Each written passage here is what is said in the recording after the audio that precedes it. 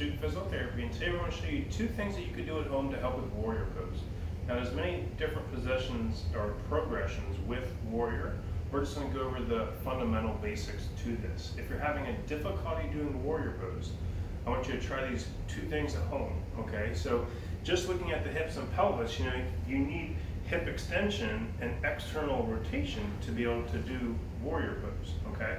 So one thing that you can do to help with hip extension is to do a hip flexor stretch, okay? What you want to do is grab a pillow here and keep your abs tight and go into a posterior tilt and go forward here and feel a nice stretch here. You can do the stretch 3 sets for a 30-second hold and help increase some hip extension here. So you'll have enough hip extension to be able to perform a Warrior Pose, okay? The second is going to be on the other hip, is going to be focusing on doing hip external rotation, okay? So if you feel your hip is tight and you can't rotate as much, maybe you're lacking that external rotation. A simple self-joint move that you can do is sit up straight and you can take this hip down, you're pushing it into external rotation.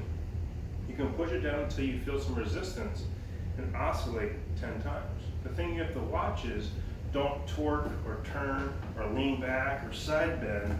Try to keep your spine straight and neutral.